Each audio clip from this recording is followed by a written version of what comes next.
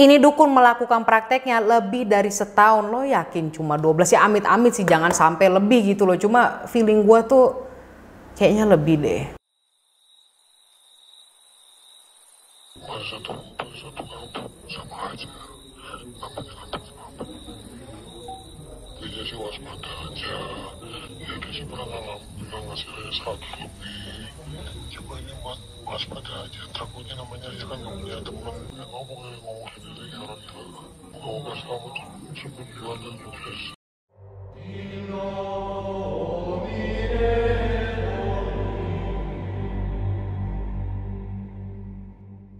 Hey guys, Vigits, apa kabar? How are you? Hari ini welcome back to Paranormal. Ya baik, sesuai dengan request dan keinginan kalian semua ya kan. Kali ini Paranormal dipersembahkan lagi oleh lagi-lagi dukun Indonesia. Oh my gosh, tiba-tiba nih ya minggu lalu terbitlah sebuah kasus baru, dukun terbaru, dan gak kalah tragis sama kasus-kasus dukun yang udah pernah gue bahas sebelumnya. Mana masih fresh banget pula tahun 2023 ini. Nah bisa aja setelah video ini kemungkinan ada update-annya lagi nih. Dan yes, gue akan membahas dukun di Banjarnegara yang korbannya itu ada 12 orang. Dan kalau kalian buka TV sekarang gue yakin beritanya itu masih ada. Nah sebelumnya nih kalau nggak salah baru bulan lalu gue baru aja ngebahas dukun yang bisa menyembuhkan jikalau orang tersebut itu gay. Yang ujung-ujungnya lu tahu sendiri bagaimana, dan menurut gue itu merupakan salah satu dukun tergoblok. Masalahnya itu dia dukun sampai-sampai minta tolong orang di jalanan untuk ngebuka HP-nya, minta tolong bukain YouTube buat nonton video tutorial. Dukun apa ini anjing? Dan kalau kalian belum melihat video itu, go check it out. Ini thumbnailnya, jadi bisa kalian cari sendiri. Kalau nggak ada di link sini, ada di description bawah. Oke, nah ya memang sih masyarakat Indonesia itu masih banyak yang percaya dengan dukun. Mulai dari kalangan daerahan sampai ke perkotaan. Nah kalau kalian pernah ngeliat nih somewhat gitu ya, ada rumah orang-orang kaya, terus di depannya itu mereka punya peliharaan ayam atau angsa yang ditaruh dalam kandang, either itu di depan rumah mereka atau di dalam garasinya mereka.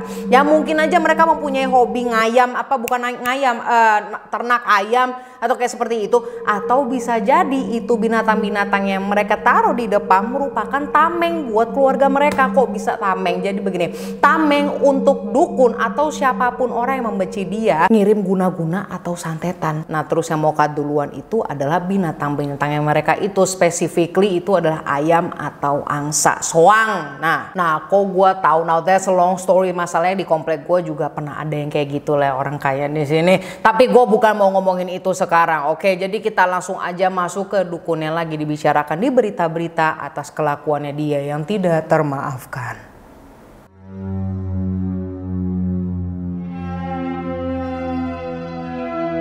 Ya kalian udah lihat juga di thumbnail, dan beberapa dari kalian gue yakin udah baca lah di berita online maupun di TV. Yaitu adalah dukun dari Banjarnegara yang korbannya itu ada 12 orang karena si dukun ini dengan tega yang bunuh mereka. Jadi awalnya begini, pada 27 Maret di Desa Balun, Banjarnegara, 27 Maret kemarin ya, polisi baru aja mendapatkan kabar kalau ada laporan orang hilang yang posisinya terakhir kali sebelum hilang dia itu ada di daerah Desa Balung ini. Lah kok bisa begitu? Begini nih, orang hilang ini adalah Pak Pur atau Mas Pur ya, kita bisa panggil Pak Pur aja lah ya. Jadi kalau nggak ada kabar hilangnya Pak Pur ini, kemungkinan si dukun bang masih ada dan mencari korban-korban baru. Jadinya gue sekarang akan membahas tentang Pak Pur, bagaimana dia bisa ketemu dengan dukun ini dan seterusnya bagaimana. Alright, pada bulan Juli tahun kemarin, tahun 2022, Pak Pur ini yang berumur 53 tahun dapat kontak seorang yang digadang-gadang bisa menggandakan uang. Entah diimingin-imingin apa sama orang itu, tapi yang jelas dia ini Pak Pur melihat iklannya di Facebook. Lo pasti bingung kan, dukun kok punya Facebook? Udah tenang aja, nanti gue jelasin. Nah si Pak Pur ini akhirnya tergiur dan tertarik deh buat datengin langsung, nyamperin si dukun ini ke Banjarnegara dengan maksud supaya bisa ngobrol lebih enak. Dan si dukun ini mempunyai niat untuk meyakinkan Pak Pur bahwa dia itu bukan penipuan kok, langsung aja datang ketemu saya dan bisa melakukan ritualnya dengan langsung. Walaupun begitu, nggak tahu kenapa minggu depannya bener aja Pak Pur saking interestednya dia berangkat dong dari Sukabumi ke Banjarnegara menggunakan bis bareng anaknya. So yes, anaknya anaknya benar-benar diajak untuk ketemu dukun ini. Di perjalanan itu hampir ada tuh 9 jam lebih, jadi jauh lah ya. Dan sesampainya mereka di sana, mereka langsung disambut lah dengan Budi. Nah, Budi yaitu adalah anak buahnya si dukun ini. Nah, dia kan sepik-sepik dulu, "Iya, saya Budi ya. Selamat datang di Banjarnegara, mau ketemu sama si dukun ya." Iya Pak, bener." Udah pakai begitu-gitu. Nah, setelah sepik-sepik, Budi nemuin lah mereka dengan big boss langsung, yaitu si dukun yang namanya itu adalah Tohari. Dan si Tohari ini ngenalin dirinya itu bukan, "Oh iya saya Tohari." Enggak. "Saya ini adalah Mbah Slamet." Nah, kediamannya si dukun ini di Desa Balun juga. Ya seperti biasa lah ya, ketemu sama si dukun ini nggak langsung ritual lah. Mereka kayak ngobrol-ngobrol dulu, sepik-sepik lagi, I don't know what it is. Nah, setelah ngobrol cukup lama, akhirnya si dukun ini mengajaklah si Pak Pur ini untuk datang ke ruangannya dia. "Ayo Pak, kita lakukan sekarang kalau Bapaknya udah siap." Dan sudah disiapkan kan barang-barang yang saya minta tolong Bapak untuk dibawa ke sini. Yang dimana langsung deh tuh dia dibawa ke dalam ruangan untuk melakukan ritual. Tetapi anaknya ini nggak dibolehin masuk, jadinya dia disuruh nunggu di ruang tamu, terus ditemenin lah sama istrinya si dukun ya kan. Disuguhin minuman, teh atau kopi gitu. Nah ya udahlah, si Pak Pur sendiri masuk ke dalam. Herannya adalah nggak taunya si Pak Pur ini udah nyiapin uang sejumlah 70 juta buat digandain. Lo tahu nggak sih arti digandain? Gue juga baru tahu sih sekarang.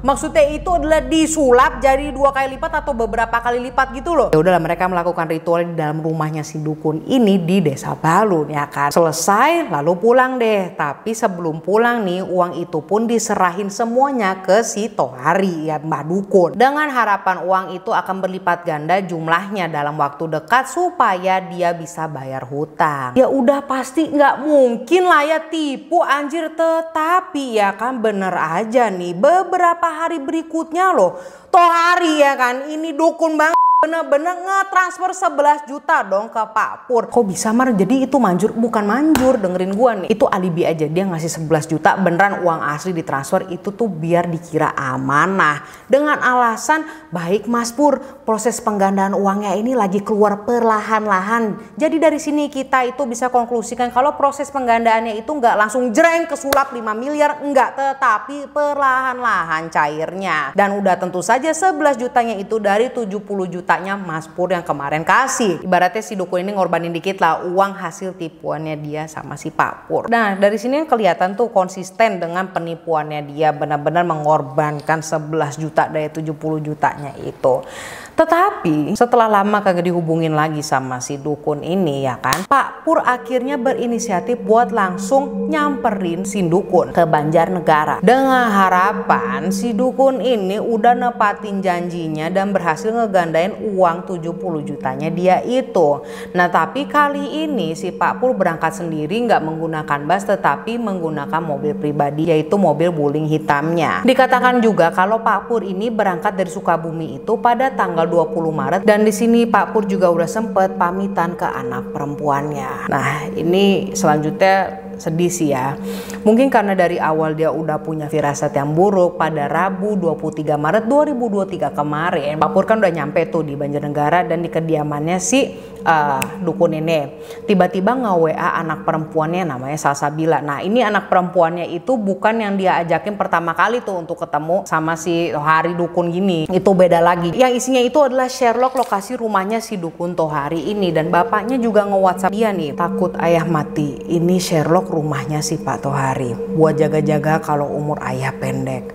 Misal ayah nggak ada kabar sampai hari Minggu, langsung aja datang ke lokasi itu bersama aparat. Si Gildas tahu kok rumahnya." By the way, Gildas itu adalah anak yang dia bawa pertama kali. Nah gak lama kemudian anaknya menerima voice notes WhatsApp dari bapaknya, yaitu adalah voice notes yang tadi gue taruh di intro, jadi nggak gue putar lagi di sini. Dan disinilah Salsabila nggak tahu bahwa itu adalah pesan terakhir dari bapaknya. Sampai esok harinya anaknya ini mau ngehubungin bapaknya ini, jeleknya udah nggak bisa. Anaknya ini punya firasat buruk, jangan-jangan yang dikatain sama bapaknya dia itu benar ya kan. Akhirnya pada 27 Maret 2023 ini barulah dia membuat laporan kalau bapaknya ini hilang. Tapi nggak lama kemudian bapaknya ini dikabarkan sudah meninggal dunia. Karena pertanggal 2 April itu telah ditemukan mayat Pak Pur bareng bersama 9 mayat lainnya yang dikuburkan di pinggir jalan setapak menuju desa Balun. Jadi lokasi penguburan mayatnya itu dekat sama kediamannya si dukun Tohari itu. Dan setelah dilakukan investigasi ditemukan juga KTP korban, dan dari situ mereka langsung bisa dipastikan kalau itu diidentifikasi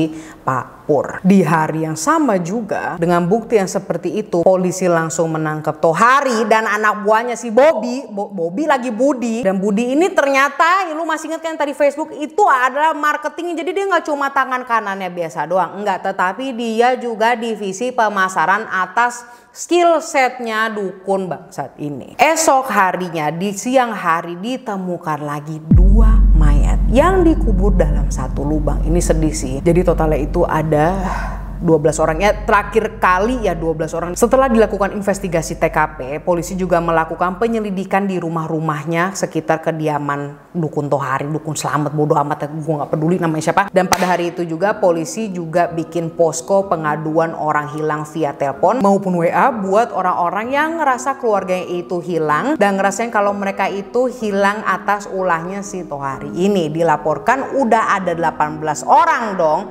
yang bikin laporan di posko ini. Dan dari sini juga ditemukan korban laki-laki asal Palembang, lalu ada korban suami istri. Aduh sedih banget sih, siapa tahu mereka butuh duit untuk anaknya ya kan. Dan beberapa dari korbannya dukun gila ini setelah digali kuburannya itu udah sisa tulang berulang. Kalau udah jadi tulang kan udah lama banget, berarti dia udah biasa melakukan bunuhan.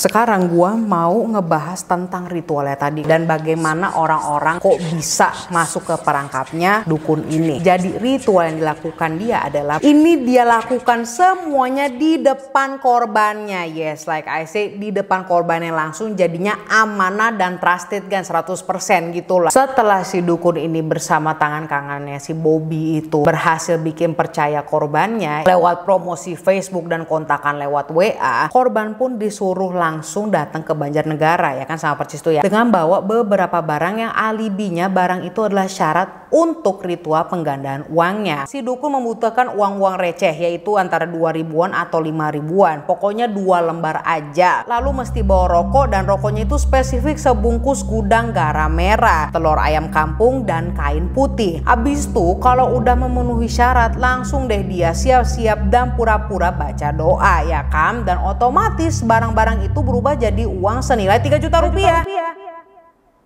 Rokok gudang garam, telur sama kain, boom, jadi uang. Ya enggak lah. Sebenarnya uang 3 jutanya itu udah dia siapin, diselipin di dalam celana dalamnya dia. Triknya adalah pas dia lagi baca-baca doanya itu, korbannya itu disuruh menjemin mata, meremin mata dengan alibi biar khusyuk aja gitu ritualnya. Setelah itu berhasil, barulah di sini siapapun yang ngeliat uang receh sama rokok itu sama kain berubahlah itu jadi uang 3 juta. Nah dari situlah mereka langsung percaya, oh ternyata dukun Tohari ini bener karena ritualnya itu bener-bener di depan mata. Para korbannya ini dijanjiin semakin besar setorannya semakin gede juga penggandaannya. Nah si Pak Pur ini kan nyetor 70 juta yang dia itu telah dijanjikan sama si dukun ini sebesar dari 70 juta itu jadi 5 miliar. Now, gue sekarang akan menceritakan bagaimana terjadinya tuh kok si dukun memutuskan untuk membunuh Pak Pur. Ketika si Pak Pur itu nyamperin langsung tuh ke rumahnya yang dimana dia konfront, mana uang gue 70 juta gue kok nggak balik-balik, ya kan pokoknya dia marah-marah lah. Jadinya kan kondisi nggak tenang, takutnya kedengeran tetangga. Karena si dukun ini takut ketahuan penipuan dan takut dilaporin kalau ada korban yang rese dan mulai curiga sama dia, si dukun ini langsung ngasih minuman korbannya. Ditenangin dulu bapak, mending minum ini dulu deh baru kita bicarakan. Saya akan menjelaskan bagaimana pencairan uang dari 70 jutanya bapak bla bla bla. Dikasihlah sebuah minuman dan si Pak Pur ini minum. Nah Pak Pur tuh nggak tahu bahwa di minumannya itu ada campuran apotas. Apotas itu merupakan cairan pembasmi hama yang otomatis secara singkat ini membuat korbannya itu muntah-muntah dan mening. Dan itulah cara si dukun ini membunuh para korbannya yang sudah mulai curiga dengan dia. Nah itu kan yang baru kita ketahuin. Siapa tahu korban-korban lainnya itu bukan pakai apotas, who knows. Lo masih ingat tadi pas lagi anak yang nganterin si Pak Pol itu, dia kan nunggu di ruang tamu terus ditemenin sama istrinya si dukun. Istrinya Tohari ini yang namanya adalah Salem merupakan Kang Sayur yang bukan Kang Sayur sih kalau gue bilang. Si Salem ini tuh ngejual kol sama kubis apa lupis ya? Kubis lah ya, pokoknya sayuran lah. Ngaku-ngaku kalau dia itu nggak tahu menau tentang kerjaan suaminya gitu. Yang dia tahu cuma emang sering banyak sih Pak orang yang datang ke rumahnya, tapi ini menurut istrinya ya, dia yang ngomong ya, bukan Tohari yang ngomong. Si istrinya nih bilang kalau Tohari bilang ke dia bahwa itu cuma sekedar tamu, dan kalau si Tohari pamitan pergi ke istrinya, dia cuma bilang mau antar tamu, nggak ngasih tahu spesifiknya kemana atau mau ngapain. She lied. Pembual Salem is lying. Anjir lah, orang lu udah ada 2 rumah, ada 2 bangunan gitu, yang dimana satu buat nerima tamu, satu untuk melakukan ritual. Nah tadi kayak gue lupa deh nge-mention itu 2 area gitu loh. Ya kali istri yang nggak tahu. Dan menurut si Tohari sendiri, si sang istri lah ini yang sering disuruh untuk ngebuatin minuman teh atau kopi untuk para tamunya lagi. Nggak tahu aku no, bohong kali itu Ci. Anyways gue lanjut. Si dukun udah ngejalanin bisnis ini diketahui ya selama 5 tahun terakhir. Dan yang nggak mengkagetkan banget adalah si Toha ini pernah menjadi narapidana dulunya. Sebelumnya dia udah punya criminal record, yaitu adalah kena kasus pemalsuan duit di Pekalongan. Dan kabar terakhirnya mengenai kasus ini adalah si Tohari ini kena pasal pembunuhan berencana, tapi vonis hukumannya itu masih belum ada kabarnya. Like I said yang tadi gue bilang ya, gue ya amit-amit ya, emang kadang pala gue tuh suka bikinnya worst case scenario gitu loh. Gue sih feelingnya lebih dari 12 orang, cuma nggak ketemu aja atau dia naruhnya di mana, nguburnya di mana, karena dia udah melakukan praktek penggandaan duitnya itu selama 5 tahun. Dan gue yakin selama 5 tahun ini para korbannya itu jadi mengetahui bahwa dukunnya ini adalah penipu. I guess that is it guys. Thank you so much for watching me. Gue nyadar banyak pendatang baru di YouTube Sasha Marissa. Gue bersyukur banget. Welcome. Tapi sebelum lo nonton video-video gue yang lainnya, gue mau ngasih tahu kalian kalau gue ini bukan YouTuber tentang kasus mulu, tentang yang serem-serem mulu. Enggak. Gue juga ngomongin tentang mitologi, gue ngomongin tentang sejarah, bahkan ngomongin vlog, gue bikin vlog atau gue ngapain aja lah suka-suka gue. Gue ini YouTuber yang gue lagi bikin teh atau gue lagi ngapain, gue begitu orangnya. Jadi jangan expect gue mana kasus yang ini kasus. Hidup gue nggak mau terlalu sedark itu, oke? I will see you when I see you. Don't forget to like, subscribe, follow your guys in Sasha Ismail, and I will see you when I see you. Goodbye and I love you guys.